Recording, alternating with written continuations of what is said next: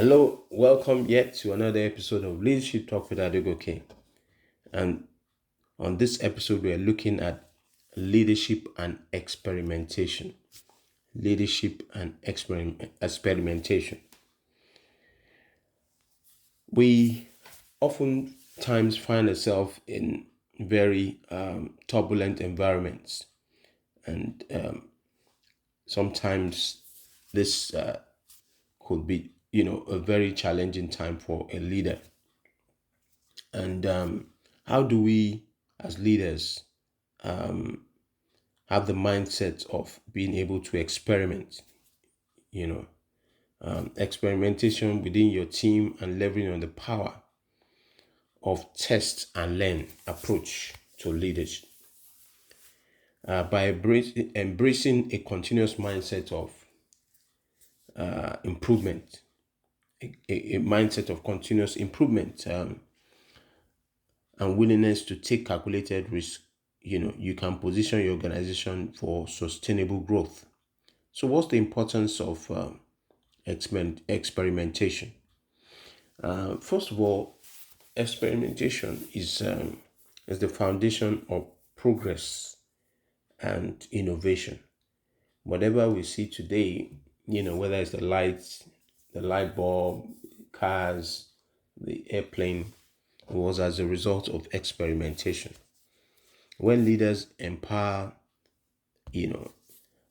their team members to explore new ideas, challenge the status quo, they unlock a wealth of opportunities for growth and improvement. So, at the core of experimentation is the mindset of curiosity.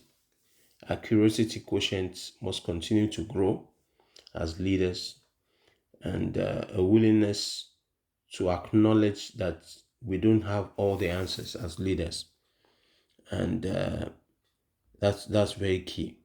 So, in an environment where there is a culture of experimentation, as a leader, you can cultivate an organization, or you can promote an environment where there is that ability for members to feel empowered, to take calculated risk, and explore unconventional solutions. But if you don't encourage your team members to take certain level of risk, it slows down the growth, of the organization. So, experimentation can be invaluable for the growth of an organization. So, how can you, as a leader, cultivate a culture of experimentation within the organization? Here are a few ways that we can do this. Number one, establish a shared mindset. Communicate the importance of experimentation. That is also a willingness to learn from both successes and failures. In John Maxwell's book, there's a book called "Sometimes You Win, Sometimes You Learn." With every time that we win, there's something to learn from it, and also when we fail. So we should ensure that our team embraces that mindset of experimentation.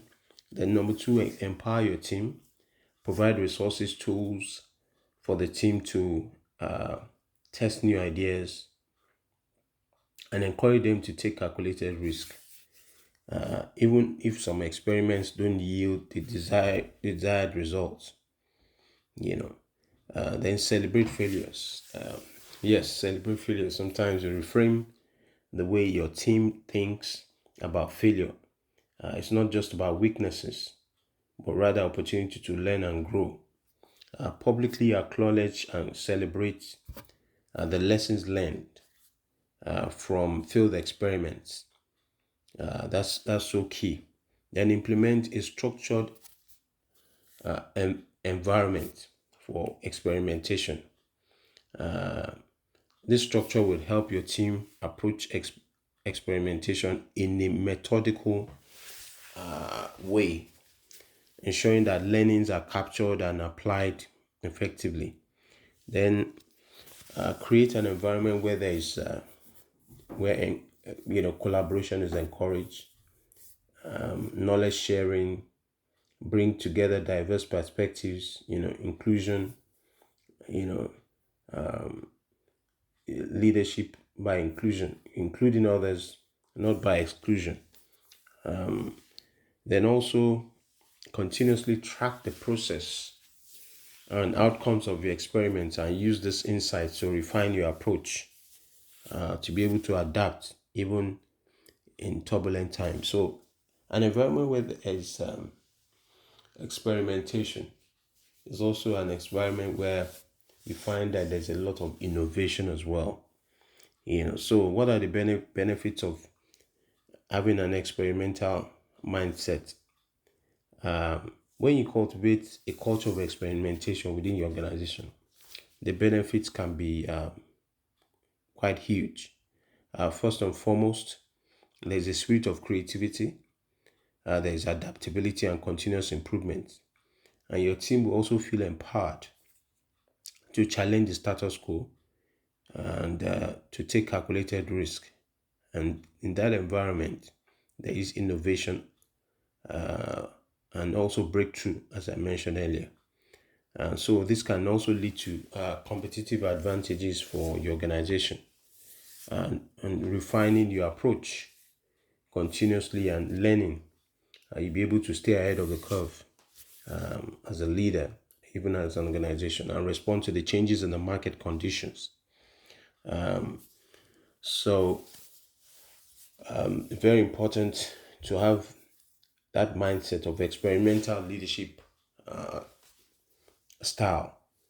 It can have a profound impact on employee engagement and morale when your team members feel supported in their efforts to innovate and they're able to contribute and truly feel valued, and it can lead to increased job satisfaction. Yes, job satisfaction and higher productivity as well. So finally, the the fallouts or the positive, the positives from being an experimental leader, an environment where there's experimentation, it can be valuable for even the long-term strategic planning and decision making of the organization by continuously gathering data, you know, adapting, innovating. That organization will be able to make more informed decisions, and which will result in a positive bottom line for that organization going forward long term.